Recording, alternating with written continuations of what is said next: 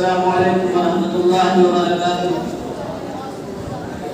به نستعين وقال فقد قال الله تبارك وتعالى في القرآن المجيد والفرقان الحميد. أعوذ بالله من الشيطان الرجيم. بسم الله الرحمن الرحيم. ورفعنا لك ذكرك وقال في موضع آخر ألم يجدك يتيما فآوى. وقال النبي صلى الله عليه وسلم أول ما خلق الله روحي صدق الله العظيم. سلام اسمر کی اسرار محبت جس نے سمجھائے، سلام اسمر کی سب پکا کر جس نے پھول برسائے، سلام اسمر کی جس کے لب میں نہ چاہتی تھی نہ سونا تھا، سلام اسمر کی ٹوٹا وہ ہیا جس کا بچھونا تھا. صدر محترم اور حاضرین مجلس اور تعلیم زندگی کے ہم سفر ساتھیوں، کوئی شخص دنیا میں ختم رسول جناب محمد رسول اللہ صلی اللہ علیہ وسلم کی سیرت بیان کرنے کا حق ادا نہیں کر سکتا.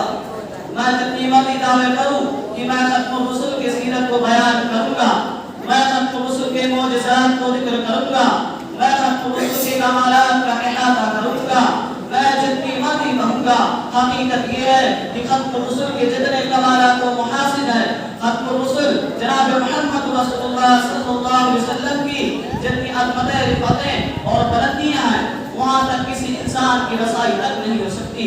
اور دنیا میں اردو اور عربی زبان میں کوئی ایسا لفظ ہی ایجاد نہیں کیا گیا جس لفظ میں ختم رسول کے کمالات کا احاطہ کیا گیا ہو. کمالات سارے کے سارے پیچھے رہ گئے، محاورات سارے کے سارے پیچھے رہ گئے، الفاظ سارے کے سارے پیچھے رہ گئے، فصاحت و بلاغت ساری کی ساری پیچھے رہ گئی. لیکن میرا نبی آگے چلا گیا، میرا نبی آگے چلا گیا. اسی کو تو دیکھ کر مولانا مالک احمد گیلانی رحمۃ اللہ علیہ نے کہا یوں آنے کو تو سب آئے لیکن جو بھی آیا وہ جانے ہی کے لیے آیا، لیکن بندہ میرے محمد عربی آیا جو صرف آنے ہی کے لیے آیا. وہ آیا تو آتا چلا گیا، وہ چلا تو چلتا چلا گیا، وہ بڑا تو بڑھتا چلا گیا، وہ پھیلا تو پھیلتا چلا گیا، اور وہ گھوما تو گھومتا چلا گیا. یہ میرے نبی کی شان ہے. میرے دوستو، ام المؤمنین سیدہ عائشہ صدیقہ رضی اللہ عنہا سے پوچھا گیا کہ اماں نبی کی شان بیان کرو.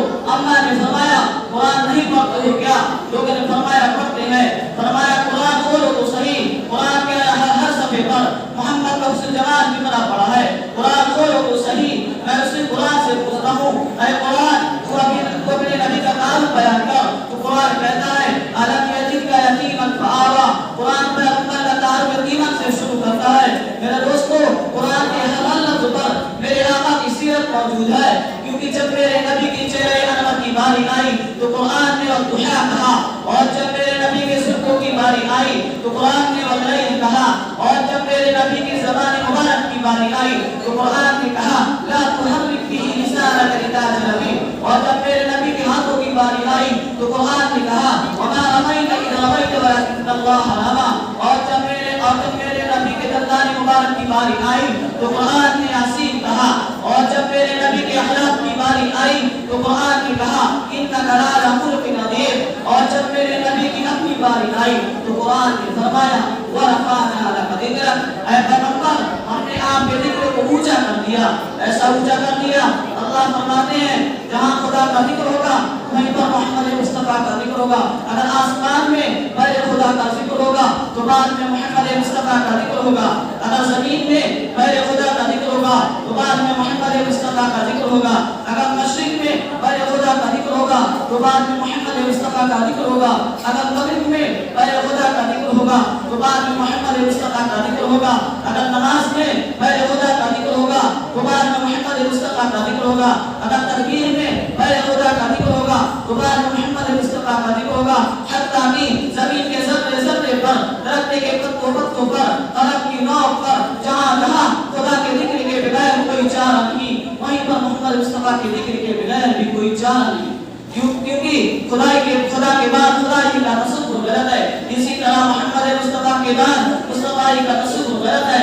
یہی جو معنی ہے ورفعنا لک ذکرک. اے پیغمبر، ہم نے آپ کے ذکر کو اونچا کر دیا. ہماری